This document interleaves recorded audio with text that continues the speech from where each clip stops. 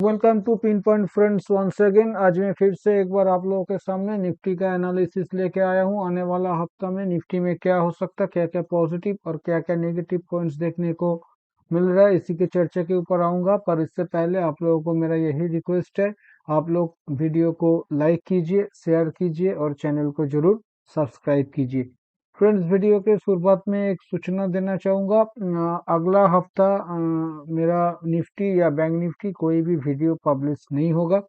उसके बाद फिर अगला हफ्ता से मतलब 22 मार्च से फिर से निफ्टी और 23 मार्च ऐसा बैंक निफ्टी का वीडियो आता है अगला दिन, ऐसे फिर से आना चालू होगा।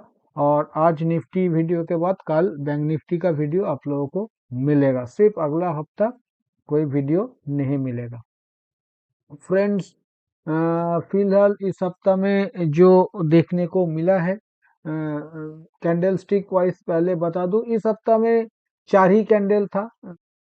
सोमवार, मंगलवार, बुधवार और गुरुवार। सोमवार का कैंडल था मोटा मोटा 80 पॉइंट का एटीआर था। मंगलवार का कैंडल में 130 पॉइंट का एटीआर था। और आज का कैंडल में मोटा मोटा 90 पॉइंट का एटीआर देखने को मिला है। जहां तक कल का कैंडल का सवाल है, कल एक अच्छा खासा 250 पॉइंट का एटीआर वाला, 270 पॉइंट का एटीआर वाला कैंडल कल बना था। नीचे से फिर से निफ्टी वापस बाउंस किया, नीचे जाने का कोशिश किया था।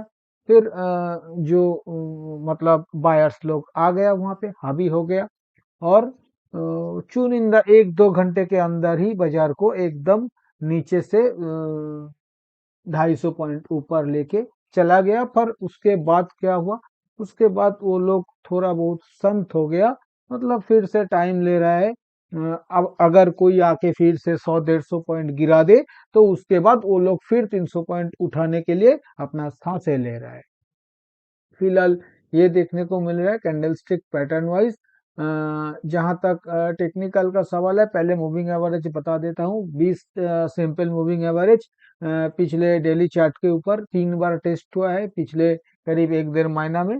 और ये फाइनली सपोर्ट लेके अभी ऊपर की तरफ प्राइस निकल गया है।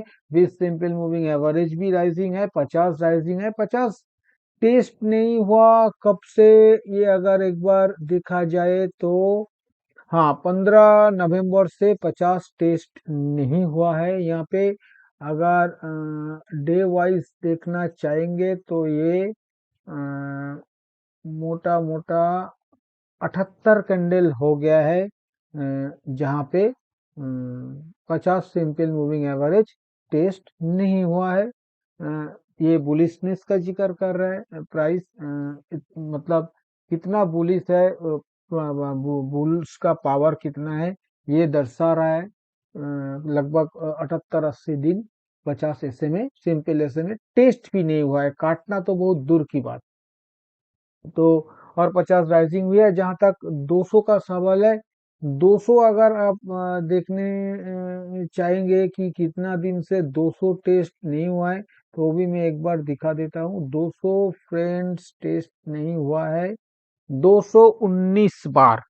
हाँ, मतलब 219 बार ये 200 सिंपल मूविंग एवरेज टेस्ट नहीं हुआ है। और 200 सिंपल मूविंग एवरेज भी राइजिंग है और प्राइस इन तीनों मूविंग एवरेज के ऊपर है। तो सेटअप बिल्कुल बढ़िया है। इसके साथ साथ फ्रेंड्स, मेरे को यहाँ पे जो देखने को मिल रहा है, ये मैंने एक ये लास्ट वाला ट्रेंड का एक ट्रेंड लाइन मैंने ड्रॉ किया है, जिसके नीचे मैंने पहले भी जिक्र किया, जिसके नीचे फ्रेंड्स प्राइस सिर्फ ये दूसरा दफा पे एक ही दिन या 2 दिन जिसके नीचे क्लोज किया था, पर ज्यादातर इस ट्रेंड लाइन के नीचे ट्रेड नहीं किया प्राइस, ट्रेड किया, क्लोज नहीं किया प्राइस। तो फिलहाल ट्रेंड लाइन के काफी ऊपर है, तो दिक्कत कुछ नहीं है। इसके साथ साथ एक पैरेलल चैनल भी मैंने ड्रॉ किया है। आप लोगों को देखने को मिल रहा है, ये पैरेलल चैनल अगर आप देखेंगे तो शायद 12 या 15 डिग्री का होगा। पिछले कब से ये चैनल बना के प्राइस चल रहा है, अगर देखेंगे तो यहाँ पे आपको देखने को मिलेगा, ये करीब दिसंबर 6-7 तारीख से इसी चैनल के अंदर है प्राइस। तो ऐसे ही ऊपर जा रहा है, बीच बीच में कभी कभी 200 250 पॉइंट, क्योंकि देखिए बीआर को भी अगर बीच बीच में 2 250 पॉइंट का करेक्शन ना दिया जाए तो बीआर पुट नहीं खरीदेगा। बीआर अगर पुट नहीं खरीदेगा तो उन लोग बेचेंगे किसको? तो इसके चलते जैसे देखिए ये यहाँ पे एक रेड कैंडल बनाया गया, यहाँ पे एक रेड कैंडल बनाया गया, यहाँ पे एक दो रेड कैंडल बनाया गया, यहाँ पे एक, यहाँ पे एक, इस तरह के लालच देने वाला कुछ चुनिंदा कैंडल्स यहाँ पे बन रहा है, यहाँ पे बन रहा है। तो ये पर ये चैनल अपवर्ड है और चैनल को बिल्कुल मेंटेन किया जा रहा है। बहुत ही नैरो चैनल है, बहुत ही लो डिग्री चैनल है, फिर भी इसको मेंटेन किया जा रहा है। तो जब तक इस चैनल के अंदर प्राइस है तब तक डरने वाला कोई बात नहीं है। ये डेली चार्ट के ऊपर देखने को मिल रहा है। जहां तक इंडिकेटर का सवाल है, एमएससीडी में पॉजिटिव क्रॉसओवर बन गया है। एमएससीडी लाइन सिग्नल लाइन दोनों राइजिंग हो चुका है। जहां तक आरएसआई का सवाल है, आरएसआई में एक माइनर ब्रेकआउट देखने को मिल रहा है और वो 64 के आसपास बना हुआ है, तो इंडिकेटर भी पॉजिटिव है। अभी एक बार मैं वीकली चार्ट के ऊपर आ रहा हूँ।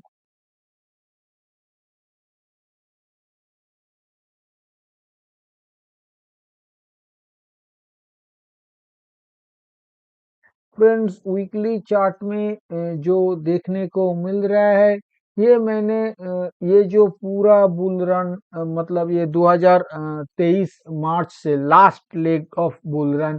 देखिए यहाँ पे तो लेग अगर देखा जाए तो यहाँ पे पहला लेग था आपका 7,500 से 18,500। उसके बाद एक करेक्शन देखने को मिला था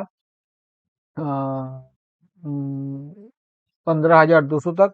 फिर वहां से तीन लेग बना, 15,200 से 18,900, फिर 16,800 तक आया, फिर 16,800 से करीबन चला 20,200, फिर 20,200 से 18,800 आया, फिर 18,800 से ये अभी चल रहा है। तो ये मैंने एक यहाँ पे पहला जो लेग था उसका भी एक पैरेलल चैनल ड्रॉ किया जा सकता है, जो मैंने किया नहीं था। फिर ठीक है, एक बार कोशिश कर रहा हूँ। यहाँ पे अगर आप देखेंगे तो ये मोटा मोटा एक चैनल आप मान सकते हो। ये पहला पहला लेग ये था, ये दूसरा लेग, अभी ये तीसरा लेग चल रहा है। यहाँ पे पहला जो लेग था, यहाँ पे वीकली कैंडल कितना लिया था? यहाँ पे वीकली कैंडल मोटा मोटा लिया था 24 कैंडल, ये ट्रेंड। पर इसमें भी क्या हुआ था, इसमें बीच में एक करेक्शन यहाँ से आया था। मतलब पहले ये 4 और 8 10 वीकली कैंडल के बाद एक छोटा मोटा करेक्शन, मतलब ऊपर में 18,000 से नीचे 16,700 750, कम नहीं है, एक 1,300 पॉइंट का बीच में करेक्शन लिया था। फिर वहां से फिर ये अनदर 10 कैंडल का ऊपर में एक ट्रेंड बनाया था, पर कुल ट्रेंड 24 कैंडल लिया था पहला जो ट्रेंड, मतलब लेग था। उसके बाद ये 16,800 तक का करेक्शन हुआ। फिर उसके बाद बहुत ही नैरो चैनल बना के मार्च 2023 से अगर आप देखेंगे तो जुलाई 2023 तक एक अच्छा खासा ऊपर की तरफ ट्रेंड बनाया था, एक लेग बनाया था, जहां पे 17 कैंडल वीकली कैंडल इस ट्रेंड को सस्टेन किया था। उसके बाद 3-4 हफ्ता का एक करेक्शन देखने को मिला था। इसके बाद अभी ये जो ट्रेंड फिलहाल बाजार में चल रहा है, ये लगभग 19 कैंडल, आज के डेट में 19 कैंडल खत्म हो चुका है। ट्रेंड कंटिन्यू हो रहा है। मेरे को पता नहीं कितना वीक चलेगा, क्योंकि मैं कोई प्रेडिक्शंस तो, मतलब कोई एस्ट्रोलॉजर हूं नहीं, कोई प्रेडिक्शन नहीं कर सकता। पर अभी तक ये ट्रेंड चल रहा है, ये हमें देखने को मिल रहा है। जहां तक वीकली ट्रेंड लाइन का सवाल है, वीकली ट्रेंड लाइन बिल्कुल इंटैक्ट है। मैंने यहाँ पे एक ट्रेंड लाइन ड्रॉ किया, यहाँ पे दूसरा ट्रेंड लाइन ड्रॉ किया। हर एक ट्रेंड लाइन से काफी ऊपर है प्राइस, मतलब डरने वाला कुछ है नहीं। यहाँ तक मूविंग एवरेज का जिक्र किया जाए, 20 और 50 मूविंग एवरेज जो कि काफी ऊपर है प्राइस इससे, और दोनों राइजिंग में है। अगर आप देखेंगे तो यहाँ पे 20 जो वीकली मूविंग एवरेज वो कितना कैंडल से टेस्ट नहीं हुआ, 16 कैंडल से ये 20 सिंपल मूविंग एवरेज टेस्ट नहीं हुआ। और अगर 50 सिंपल मूविंग एवरेज का जिक्र किया जाए तो वो 50 simple moving average 49 weekly candle हो गया है। मतलब अगला हफ्ता का कैंडल आएगा तो वो 50वां कैंडल होगा जहाँ पे वीकली 50 सिंपल मूविंग एवरेज को टेस्ट नहीं किया गया।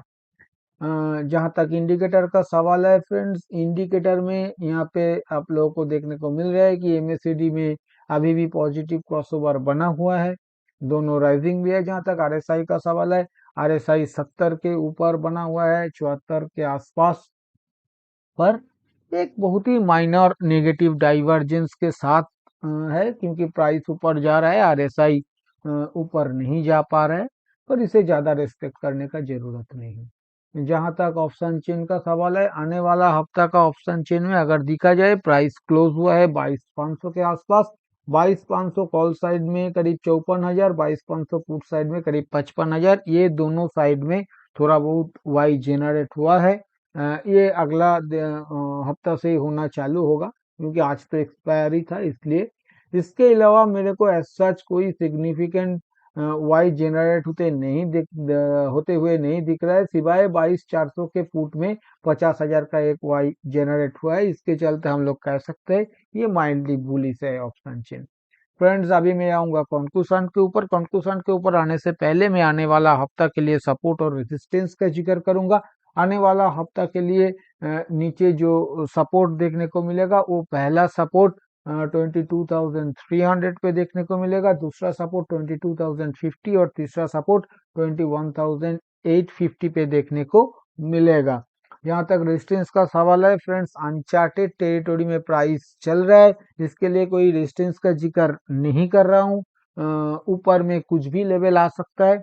जहाँ तक स्ट्रेटेजी का सवाल है, स्ट्रेटेजी में बाय ऑन डिस्क का स्ट्रेटेजी रखिए, किसी भी सपोर्ट लेवल के नजदीक 50-60 पॉइंट स्टॉप लॉस के साथ 100-120 पॉइंट के टारगेट के लिए बाय ऑन डिप्स का कोशिश कीजिए। इसके अलावा प्राइस जहां पे भी खोल के थोड़ा बहुत रिट्रेस करे तो वहां पे ही बाइंग करने का कोशिश किया जा सकता है। एक अपना हिसाब से अपना रिस्क एपेटाइट के हिसाब से एक स्टॉप लॉस लेके, या फिर मतलब 1:2 रिस्क रिवार्ड के हिसाब से एक स्टॉप लॉस लेके टारगेट के साथ कहीं पे भी बाइंग करके काम किया जा सकता है। जहां तक सेल ऑन राइस का सवाल है, मेरे ख्याल से फ्रेंड्स जिस तरह से मूवमेंट हो रहा है इसे बिल्कुल अवॉइड करना चाहिए, और ब्रेकडाउन सेल भी बिल्कुल अवॉइड करना चाहिए। मेरे मेरे मेरे ख्याल से कोई किसी तरह का सेलिंग का सोच ही दिमाग में फिलहाल रखना नहीं चाहिए। फ्रेंड्स, मैंने आप लोगों के साथ इस वीडियो में जो भी चर्चा किया, ये सभी मेरा खुद का एनालिसिस के ऊपर लिया हुआ मेरा पर्सनल व्यू है। ये एडुकेशनल पर्पस है, क्योंकि ये कोई बाय सेल रिकमेंडेशन नहीं है, और मैं भी कोई सेबी रजिस्टर्ड एनालिस्ट नहीं हूँ। इसलिए इसके ऊपर किसी भी रियल ट्रेड लेने से पहले आप अपना खुद का फिनेंशियल एडवाइजर का सलाह लेके ही रियल ट्रेड लीजिएगा। और अगर वीडियो आप लोगों को पसंद आया तो वीडियो को लाइक और शेयर करना मत भूलिए। थैंक यू दोस्तों, हैप्पी ट्रेडिंग।